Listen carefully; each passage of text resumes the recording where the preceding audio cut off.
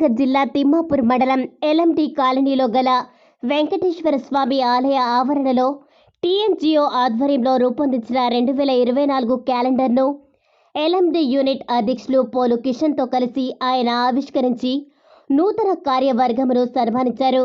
ఈ సందర్భంగా ఉద్యోగులను ఉద్దేశించి ఆయన మాట్లాడారు.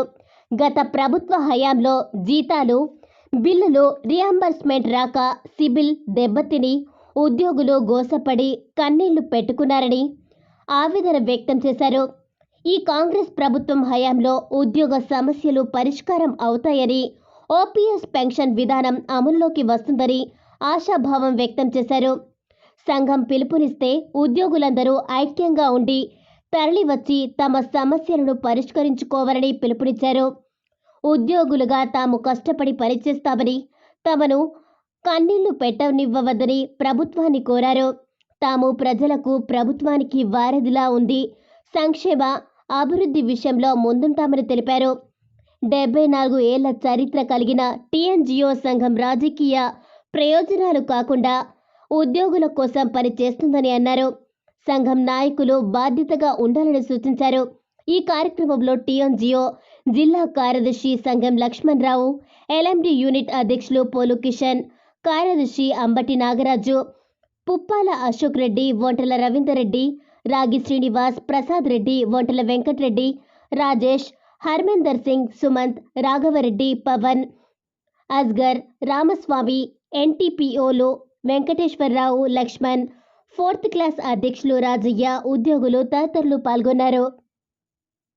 ఇక్కడ తాలూకా స్థాయి నుంచి మొదలు పెడితే రాష్ట్ర స్థాయి వరకు కూడా మనకు గదే పెట్టి హెల్త్ కార్డులు పనిచేయలే, వెల్నెస్ సెంటర్లు ఇల్నెస్ సెంటర్లుగా మారిపోయినాయి.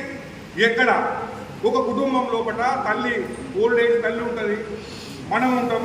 దాదాపు 30,000 రూపీస్ మెడికల్ రియంబర్స్మెంట్కు మనం పెట్టుకునే సందర్భం కూడా లేదు. కొన్ని బిల్లులకు రెగ్యులర్గా వాడే సందర్భంలో నేనే వ్యక్తిగతంగా నా ఇంటికే 30,000 మెడికల్ ఎక్స్పెన్సెస్ ఖర్చు అవుతాయి. ఇక మిగతా రిమైనింగ్ ఎన్ని ఉన్నాయి?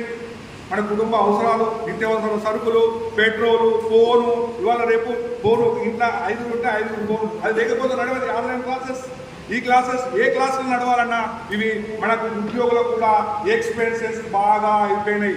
ఇవన్నీ దృష్టిలో పెట్టుకొని ప్రభుత్వము ఈ విషయాన్ని, మన రాష్ట్ర నాయకుడు, మన కరీంనగర్ జిల్లా ముందు బిడ్డ, మీ తాలూకా బిడ్డ కాబట్టి ఈ విషయాన్ని ఇవన్నీ ఎందుకు చెప్తున్నానంటే గత ప్రభుత్వంలో మనం మీరు అనుభవించిన బాధలు, ఈ ప్రభుత్వంలో మనకు మంచి ప్రయోజనాలు వస్తాయి, మనం సుఖంగా ఉంటాం అనే ఆలోచన మనకు వచ్చింది. ప్రభుత్వం మారింది, మనం కూడా మారుతాం. ప్రభుత్వం ఏ సంక్షేమం పెట్టినా నేను సమర్థవంతంగా అమలు చేస్తాం కూడా అని చెబుతూ ఈ ప్రభుత్వానికి కూడా మన అందరి ద్వారా విజ్ఞప్తి చేస్తున్నాం. ఇలాంటి కష్టాలను, ఇలాంటి కన్నీళ్లను ప్రభుత్వ ఉద్యోగులు గోవులు లాంటి వారు కష్టపడి పనిచేస్తాం. ఏ సంక్షేమం ఇచ్చినా ప్రభుత్వ ప్రజల శ్రేయస్సు కోసం పనిచేసే వాళ్ళము. మమ్మల్ని కన్నీళ్లు పెట్టియకుండా ఈ ప్రభుత్వం చూస్తుందని ఆశిస్తున్నాం. ఈ మెసేజ్ని కూడా మా జిల్లా తరఫున, తాలూకా తరఫున, మీ అందరి తరఫున మన రాష్ట్ర అధ్యక్షుల దృష్టికి తీసుకుపోతాం. ఈ సమస్యలను సాధించే దిశగా కృషి చేస్తామని